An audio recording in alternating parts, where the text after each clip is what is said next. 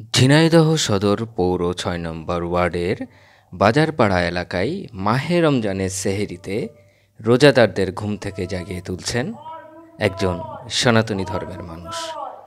মানুষটির নাম শঙ্কর।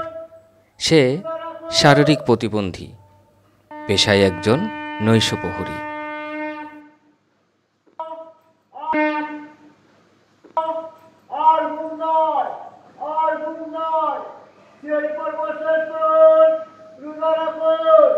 মাহে রমজানে এভাবেই প্রতিদিন রোজাদারদের ঘুম থেকে জাগাতে সহযোগিতা করছেন।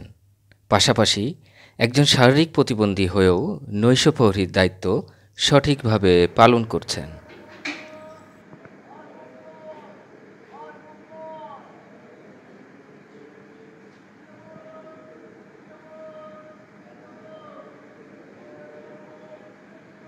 এ ব্যাপারে মানবিক ও শারীরিক প্রতিবন্ধী শঙ্কর খবর ঝিনাইদহ নিউজকে বলেন, একজন সনাতনী ধর্মের মানুষ হয়েও জাগিয়ে তোলা কাজটি তিনি খুব আনন্দের সাথে করছেন।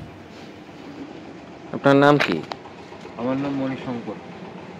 আরেকবার বলেন। মণিশঙ্কর। মণিশঙ্কর। হ্যাঁ। সনাতনী? হ্যাঁ, আমি সনাতনী। তো শঙ্করদা, এই যে দেখি প্রত্যেক দিন আপনি এই রমজান মাসে সেহরির সময় সকলকে রোজা রাখার জন্য জাগিয়ে তোলেন। আমার কাছে ভালো লাগে বোধহয়, তো আপনাদেরকে এতটুকু শুশ্রূষা দিতে পারতেছি, এটাই তো আমার কাছে খুব ভালো লাগে যে আল্লাহর তরফ থেকে একটা হোক, সবাই জাগুক, যে না এর ভিতর একটা মাধুর্য ভাব আছে, সবাই সেই করে অনুপ্রেরণা দেয়। এই জন্যই আছে আমি এটুক করি যে একটা মানবিক কাজ। জি, মানবিক কাজ। এমনি কি করেন আপনি? আমি ওই দিনের বেলা একটু রড সিমেন্টের দোকানে একটু ওই লেবারের মতো কাজ করি।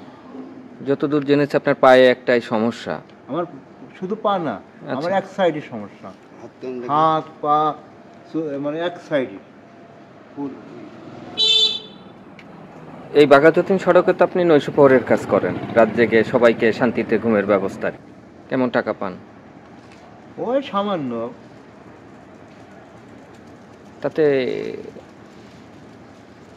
ওই কোনো রকম দিন মানে হ্যাঁ, দুটো ডাল ভাতকে আমরা বাঁচতে পারি। এখানে আমাদের আর কি আমরা আছে মানে বলে আর কি কীভাবে কি আমরা যা পাই তাই কি হয়।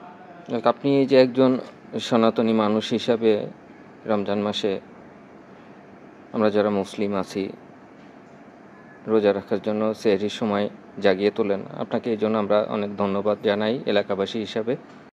পরিশেষে বলতে চাই, শঙ্করের মতন মানুষ জেগে আছে বলেই আমরা শান্তিতে ঘুমাতে পারি, আবার রমজানের সেহরিতে ঘুম থেকে জাগতে পারি।